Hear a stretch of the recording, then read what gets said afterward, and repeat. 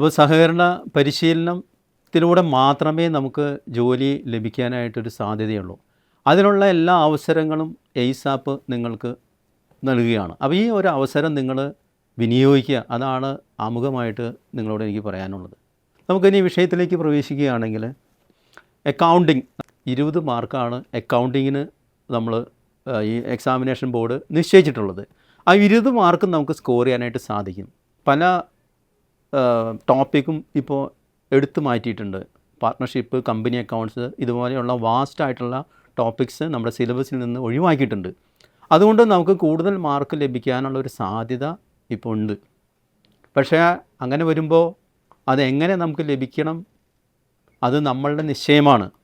നമ്മളതിനു വേണ്ടി കഠിനമായി പ്രയത്നിക്കണം. അതിനു വേണ്ടിയിട്ട് ഞങ്ങൾ നിങ്ങളോടൊപ്പം ഉണ്ട്. അപ്പോൾ നിങ്ങളതിന് തയ്യാറാകുക. അതാണ് എനിക്ക് നിങ്ങളോട് ആമുഖമായിട്ട് പറയാനുള്ളത്. ഓക്കെ, ആദ്യമായിട്ട് നമ്മൾ വിഷയത്തിലേക്ക് പ്രവേശിക്കുമ്പോൾ ആ അക്കൗണ്ടിങ് എന്ന് പറഞ്ഞു കഴിഞ്ഞാൽ എന്താണ്? നമുക്ക് ഒറ്റ വാക്യത്തിൽ പറഞ്ഞു കഴിഞ്ഞാൽ accounting is the language of business എന്ന് പറയാനായിട്ട് സാധിക്കും. നമുക്കറിയാം, ഒരു ബിസിനസ്സിൽ നടക്കുന്ന കാര്യങ്ങൾ എന്തൊക്കെയാണ്, അവിടെ നടക്കുന്ന കാര്യങ്ങൾ എന്തൊക്കെ ട്രാൻസാക്ഷൻസാണ് അവിടെ നടക്കുന്നത്, ഈ കാര്യങ്ങളൊക്കെ നമ്മൾ എഴുതി വയ്ക്കാനായിട്ട് ഉപയോഗിക്കുന്ന ആ ലാംഗ്വേജിനെയാണ് നമ്മൾ അക്കൗണ്ടിങ് എന്നതുകൊണ്ട് നമ്മൾ ഉദ്ദേശിക്കുന്നത്. നമ്മൾ കമ്പ്യൂട്ടർ ലാംഗ്വേജ് എന്ന് പറയുന്ന പോലെ ബിസിനസ്സിലെ കാര്യങ്ങൾ എഴുതി വയ്ക്കാനായിട്ട് നമ്മൾ ഉപയോഗിക്കുന്നത് അക്കൗണ്ടിങ് ലാംഗ്വേജാണ്. അതുകൊണ്ടാണ് നമ്മൾ പറയുന്നത് accounting is the language of business. പരീക്ഷയ്ക്ക് ഇതൊരു ചോദ്യമായിട്ട് വരാം. Dash is the language of business എന്ന് ചോദിച്ചു കഴിഞ്ഞാൽ accounting is the language of business. അക്കൗണ്ടിങ്ങിനെ സംബന്ധിച്ച് ഫേമസ് ആയിട്ടുള്ള ഒരു ഡെഫിനിഷനുണ്ട്. American Institute of Certified Public Accountants AICPA നൽകിയിട്ടുള്ള ഒരു ഡെഫിനിഷനാണ് നമ്മളിവിടെ കൊടുത്തിട്ടുള്ളത്. എന്താണ് ആ ഡെഫിനിഷനിൽ പറയുന്നത്? Accounting is the art of recording, classifying and summarising in a significant manner and in terms of money transactions and events which are in part at least of a financial character and interpreting the result thereof. Accounting എന്ന് പറഞ്ഞു കഴിഞ്ഞാൽ എന്താണ്?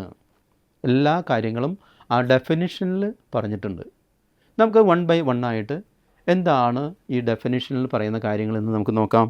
എന്തൊക്കെയാണ് നമ്മൾ പറഞ്ഞത്? Recording, classifying, summarising, analysing, interpreting and communicating. ഇതിനെ നമുക്ക് procedure of accounting എന്ന് പറയുക. റെക്കോർഡിങ്ങിലൂടെ ആരംഭിച്ച് കമ്മ്യൂണിക്കേറ്റിംഗിൽ അവസാനിക്കുകയാണ്. പണ്ട് ഇൻ്റർപ്രറ്റിംഗ് വരെ ഉണ്ടായിരുന്നുള്ളൂ. ഇപ്പോൾ അത് കമ്മ്യൂണിക്കേറ്റിംഗ് എന്നതുകൂടി നമ്മൾ ഉൾപ്പെടുത്തിയിട്ടുണ്ട്. എന്തൊക്കെയാണ് accounting procedure? First procedure of accounting എന്ന് പറയുന്നത് എന്താണ്? റെക്കോർഡിംഗ് ആണ്. This is the basic function of accounting. അക്കൗണ്ടിങ്ങിൻ്റെ ഏറ്റവും അടിസ്ഥാനപരമായിട്ടുള്ള കാര്യം എന്ന് പറയുന്നത് എന്താണ്? അത് റെക്കോർഡ് ചെയ്യുക. ബിസിനസ്സിൽ നടക്കുന്ന കാര്യങ്ങൾ റെക്കോർഡ് ചെയ്യുക. Recording is done in journal and subsidiary books. Recording നമ്മൾ നടത്തുന്നത് എവിടെയാണ്? ജേണൽ, അതുപോലെ തന്നെ സബ്സിഡിയറി ബുക്സ്. ഇതിനെക്കുറിച്ചൊക്കെ നമ്മൾ വിശദമായിട്ട് പിന്നീട് പഠിക്കും. നിങ്ങൾക്കറിയാം, നിങ്ങൾക്ക് ഡിഗ്രി കഴിഞ്ഞ സ്റ്റുഡൻസ് ആയതുകൊണ്ട് എന്താണ് ജേണൽ, എന്താണ് സബ്സിഡിയറി ബുക്സ് ഒക്കെ നിങ്ങൾക്കറിയാം. അപ്പോൾ first stage of accounting is recording. Then classification. Classification എന്ന് പറഞ്ഞു കഴിഞ്ഞാൽ എന്താണ്? Classification is concerned with the systematic analysis of recorded data with a view to group transactions. അല്ലേ? അതായത് നമ്മൾ റെക്കോർഡ് ചെയ്ത ഡാറ്റ നമ്മൾ ക്ലാസിഫൈ ചെയ്യുക. അതിൻ്റെ ഓരോന്നിൻ്റെയും കാറ്റഗറി അനുസരിച്ച് അല്ലെങ്കിൽ അതിൻ്റെ നേച്ചർ അനുസരിച്ച് നമ്മൾ ക്ലാസിഫൈ ചെയ്യുക. ഒരേ നേച്ചറിലുള്ളതിനെ ഒരേ ഗ്രൂപ്പിലേക്ക് നമ്മൾ കൊണ്ടുവരണം. അതാണ് ക്ലാസിഫിക്കേഷനിൽ നടക്കുന്നത്. ക്ലാസിഫിക്കേഷൻ നമ്മൾ നടത്തുന്നത് എവിടെയാണ്? എങ്ങനെയാണ് ക്ലാസിഫിക്കേഷൻ നടത്തുക? Through ledger. നമുക്കറിയാം അല്ലേ, ലെഡ്ജറിൽ പറഞ്ഞാൽ ledger is A collection of individual accounts എന്നാണ് പറയുക. ഓരോ അക്കൗണ്ടുകളുടെ ഒരു വർഷം ഒരു അക്കൗണ്ടിൽ നടക്കുന്ന മൊത്തം കാര്യങ്ങൾ എന്തൊക്കെയാണ്? ഇപ്പോൾ പർച്ചേസ്, എത്ര പർച്ചേസ് നടത്തി? നമ്മൾ ഫിനാൻഷ്യൽ ഇയർ ആരംഭിക്കുന്ന മുതൽ ഫിനാൻഷ്യൽ ഇയർ അവസാനിക്കുന്ന വരെ പല ഡേറ്റുകളിൽ നമ്മൾ പല എമൗണ്ടിനുള്ള പർച്ചേസ് നടത്തിയിട്ടുണ്ട്. ആകെ ഒരു വർഷം നടത്തിയ പർച്ചേസ് എത്രയാണ്, അല്ലെങ്കിൽ സെയിൽസ് എത്രയാണ്, അല്ലെങ്കിൽ സാലറി കൊടുത്തത് എത്രയാണ്, ഇതൊക്കെ നമുക്ക് ലഭിക്കുന്നത് എവിടെ നിന്നാണ്? ലെഡ്ജറിൽ നിന്നാണ്. അപ്പോൾ അവിടെ നമ്മൾ അത് റെക്കോർഡ് ചെയ്ത ഡാറ്റയെ നമ്മൾ ക്ലാസിഫൈ ചെയ്യുകയാണ്, പല ഗ്രൂപ്പിലേക്ക് കൊണ്ടുവരികയാണ്. ഇത് നമ്മൾ എങ്ങനെയാണ് സാധ്യമാകുന്നത്? Through ledger. അത് കഴിഞ്ഞാൽ അടുത്ത സ്റ്റേജ് എന്താണ്? Summarising. It is concerned with the preparation and presentation of the classified data in a manner useful to the internal as well as external users of financial statements. Financial statement എന്ന് പറഞ്ഞു കഴിഞ്ഞാൽ എന്താണ്? Trading account, profit and loss account and balance sheet. അതിനെയാണ് നമ്മൾ financial statement എന്ന് പറയുന്നത്. Summarising നമ്മൾ സാധ്യമാകുന്നത് എങ്ങനെയാണ്? Through the preparation of trial balance, profit and loss account and balance sheet. അപ്പോഴാണ് നമുക്ക് ഈ ക്ലാസിഫൈ ചെയ്ത ഡാറ്റയെ സംബന്ധിച്ച് ഒരു കറക്റ്റായിട്ടുള്ളൊരു പിക്ചർ നമുക്ക് ലഭിക്കുകയുള്ളൂ. ഒരു സ്ഥാപനത്തിൻ്റെ പ്രോഫിറ്റ് ആൻഡ് ലോസ് അക്കൗണ്ട് തയ്യാറാക്കുമ്പോഴാണ് ആ സ്ഥാപനത്തിൻ്റെ വർക്കിംഗ് റിസൾട്ട് എന്താണ് എന്ന് നമുക്ക് മനസ്സിലാക്കാൻ സാധിക്കുകയുള്ളൂ. ബാലൻസ് ഷീറ്റിലൂടെയാണ് അതിൻ്റെ ഫിനാൻഷ്യൽ പൊസിഷൻ നമുക്ക് മനസ്സിലാക്കാനായിട്ട് സാധിക്കുക. അതുപോലെ ക്യാഷ് ഫ്ലോ സ്റ്റേറ്റ്മെൻറ്റ്, ഫണ്ട് ഫ്ലോയിനെ കുറിച്ച് നമുക്കറിയാനായിട്ട് സാധിക്കും. അപ്പോൾ ഈ സ്റ്റേജിനെ നമ്മൾ എന്താണ് പറയുക? സമ്മറൈസിങ് എന്നാണ് പറയുക. ഇങ്ങനെ നമ്മൾ ക്ലാസിഫൈ ചെയ്ത ഡാറ്റ സമ്മറൈസ് ചെയ്ത് കിട്ടിയാൽ മാത്രമേ അത് ഉപയോഗിക്കുന്ന ആളുകൾക്ക്, അല്ലെങ്കിൽ users of accounting information, internal യൂസേഴ്സും ഉണ്ട്, എക്സ്റ്റേണൽ യൂസേഴ്സും ഉണ്ട്. അതിനെക്കുറിച്ച് ഡീറ്റെയിൽ ആയിട്ട് നമ്മൾ പറയും. അപ്പോൾ അവർക്ക് ഈ ഡാറ്റയെക്കുറിച്ച് അല്ലെങ്കിൽ റെക്കോർഡ് ചെയ്ത കാര്യങ്ങളെക്കുറിച്ച് കൃത്യമായിട്ടുള്ളൊരു വിവരം ലഭിക്കണമെങ്കിൽ എന്ത് വേണം? അത് സമ്മറൈസ് ചെയ്യണം. അപ്പോൾ തേർഡ് സ്റ്റേജാണ് recording, next classification, then summarising. പിന്നെ അടുത്ത സ്റ്റേജ് എന്താണ്? അനലൈസിങ്. അനലൈസിങ് കൊണ്ട് എന്താണ് ഉദ്ദേശിക്കുന്നത്? Analysing means methodical classification of data given in the financial statements. അതായത് നമ്മൾ ഫിനാൻഷ്യൽ സ്റ്റേറ്റ്മെൻറ്റിൽ ഈ ഡാറ്റയെ നമ്മൾ ഒന്ന് അറേഞ്ച് ചെയ്യുകയാണ്. എങ്ങനെയാണ് അത് അറേഞ്ച് ചെയ്യുക? All items relating to fixed assets are put at one place, current assets are put at another place. അല്ലേ? നമ്മൾ ബാലൻസ് ഷീറ്റ് തയ്യാറാക്കുമ്പോൾ എന്താണ് നമ്മൾ ചെയ്യുക? ഫിക്സഡ് അസറ്റ് ഒരു സ്ഥലത്ത്, കറണ്ട് അസറ്റ് വേറെ സ്ഥലത്ത്, അല്ലെങ്കിൽ ഫിക്സഡ് ലയബിലിറ്റി ഒരു സ്ഥലത്ത്, കറണ്ട് ലയബിലിറ്റി വേറെ സ്ഥലത്ത്. പ്രോഫിറ്റ് ആൻഡ് ലോസ് അക്കൗണ്ട് തയ്യാറാക്കുമ്പോൾ ഇൻകം ഒരു സൈഡിൽ, എക്സ്പെൻഡിച്ചർ ഒരു സൈഡിൽ. അല്ലേ? ഇതിനെ നമ്മൾ എന്താണ് പറയുക? അനലൈസിങ് എന്നാണ് പറയുക. ഇങ്ങനെ നമ്മൾ അനലൈസ് ചെയ്താൽ മാത്രമേ അടുത്ത ഘട്ടത്തിലേക്ക് നമുക്ക് പ്രവേശിക്കാനായിട്ട് സാധിക്കുകയുള്ളൂ. എന്താണ് അവിടെ പറയുന്നത്? ഇൻ്റർപ്രറ്റിംഗ്. ഇൻ്റർപ്രറ്റിംഗ് എന്ന് പറഞ്ഞാൽ എന്താണ്? ഇൻ്റർപ്രറ്റിംഗ് മീൻസ് ഇതാണ്: the recorded financial data is analysed and interpreted in a manor that will enable the end users to make a meaningful judgment about the financial condition and profitability of the operation. This is the final function of accounting എന്ന് പറയാം. അതായത് നമ്മൾ analyse ചെയ്ത ഡാറ്റയെ സംബന്ധിച്ച് നമ്മൾ ഒരു interpretation നടത്തുകയാണ്. അത് ഇൻ്റർപ്രറ്റ് ചെയ്യുന്നത് എന്തിനു വേണ്ടിയിട്ടാണ്? That will enable the end users to make a meaningful judgment about the financial condition and profitability of the operations. ആ ബിസിനസ്സിൻ്റെ ഫിനാൻഷ്യൽ കണ്ടീഷൻ എന്താണ്, അല്ലെങ്കിൽ ആ ബിസിനസ്സിൻ്റെ പ്രോഫിറ്റബിലിറ്റി എന്താണ്? ഇതിൻ്റെ എൻഡ് യൂസേഴ്സ് എന്ന് പറഞ്ഞു കഴിഞ്ഞാൽ ആരാണ്? നമ്മൾ നേരത്തെ പറഞ്ഞു external users and internal users ഉണ്ട്.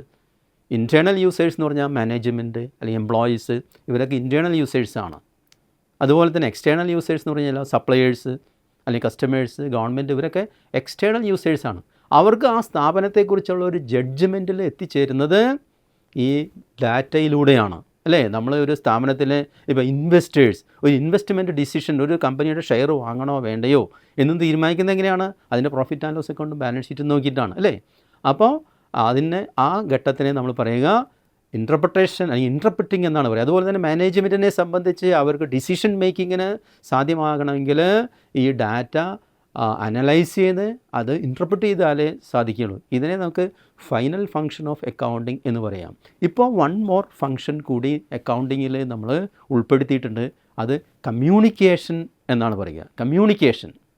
Communication or transmission of analysed and interpreted information to the end users to enable them to make a meaningful communication or transmission of interpreted information to the end users enable them to make a rational decision.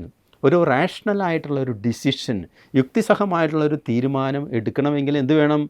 നമ്മളിത് interpret ചെയ്ത് വെച്ച കാര്യമല്ല, അത് അതിൻ്റെ യൂസേഴ്സിന് communicate ചെയ്യണം. അല്ലേ? നമുക്കറിയാം management data റിപ്പോർട്ടുകൾ ആവശ്യപ്പെടും അക്കൗണ്ടൻസിൻ്റെ കയ്യിൽ നിന്ന്, അല്ലെങ്കിൽ ചാർട്ടേഡ് അക്കൗണ്ടൻസിൻ്റെ കയ്യിൽ നിന്ന്, അല്ലെങ്കിൽ അവിടെ അക്കൗണ്ട് കൈകാര്യം ചെയ്യുന്ന അവരിൽ നിന്ന് റിപ്പോർട്ടുകൾ ആവശ്യപ്പെടും. ആ റിപ്പോർട്ട് മാനേജ്മെൻറ്റിന് ലഭിക്കണം. അല്ലെങ്കിൽ നമുക്കറിയാം, നമ്മൾ ഇപ്പോൾ ഇൻവെസ്റ്റേഴ്സ് ഡിസിഷൻ മേക്കിംഗ് എങ്ങനെയാണ് നമുക്കറിയാം. ഒരു സ്ഥാപനത്തിൻ്റെ ഇപ്പോൾ കമ്പനിയുടെ ആയാലും ബാങ്കിൻ്റെ ആയാലും ബാലൻസ് ഷീറ്റുകളൊക്കെ പബ്ലിഷ് ചെയ്യുന്നുണ്ട് അല്ലേ, പത്രത്തിൽ പരസ്യം ചെയ്യുന്നുണ്ട്. അത് എന്തിനു വേണ്ടിയിട്ടാണ് പബ്ലിഷ് ചെയ്യുന്നത്?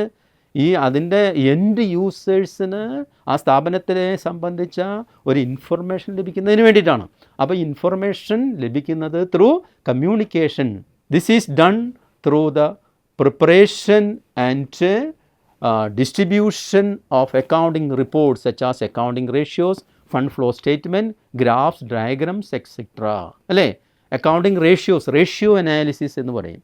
അതുപോലെ തന്നെ graphs, diagrams, fund flow statement അല്ലെങ്കിൽ ക്യാഷ് ഫ്ലോ സ്റ്റേറ്റ്മെൻറ്റ്, ഇതെല്ലാം മാനേജ്മെൻറ്റിന് കമ്മ്യൂണിക്കേറ്റ് ചെയ്താൽ മാത്രമേ മാനേജ്മെൻറ്റിനായാലും, അല്ലെങ്കിൽ ഇപ്പോൾ എംപ്ലോയീസിനെ സംബന്ധിച്ച്, ഇപ്പോൾ എംപ്ലോയീസിൻ്റെ വേതന വർധനവ് അല്ലെങ്കിൽ ബോണസ്, ഇതിനെ സംബന്ധിച്ച് ട്രേഡ് യൂണിയൻ ഡിമാൻഡ് വയ്ക്കുന്നത് ഒരു സ്ഥാപനത്തിൻ്റെ വർക്കിംഗ് റിസൾട്ട് അറിഞ്ഞിട്ടാണ് അല്ലേ.